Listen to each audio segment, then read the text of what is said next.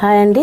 Ration బియ్యం మీలో ఎంతమంది వేస్ట్ చేస్తున్నారు? వాటితోటి ఇడ్లీలు దోశలు మంచిగా స్మూత్గా ఇడ్లీలు వస్తున్నాయి చూడండి. నేనైతే పట్టించాను బియ్యం, రేషన్ బియ్యం మిల్లుకి పంపించి ఇడ్లీ రవ్వ వేసేయమంటే వేసిస్తారు వాళ్ళు. చూడండి ఎంత స్మూత్గా ఉందో రవ్వ. పట్టించేసి ఇట్లా రవ్వ జల్లెడ ఉంటుంది, దాంతో ఇట్లా జల్లించుకోవాలి. జల్లించుకున్న తర్వాత పైన నూకల్లాగా ఉంటుంది, అది తీసేయాలి. అది తీసేసి మనం ఇడ్లీ దోశ మంచిగా చేసుకోవచ్చు. ఎంత స్మూత్గా ఉంటున్నాయంటే ఇడ్లీలు దోశలు. ఇడ్లీ పిండితోటే దోశలు కూడా వేసుకోవచ్చు.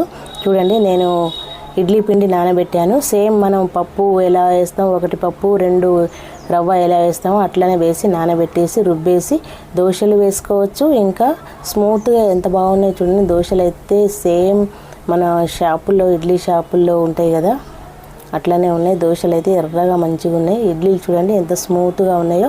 ఇట్లా వేస్ట్ చేయకుండా బియ్యం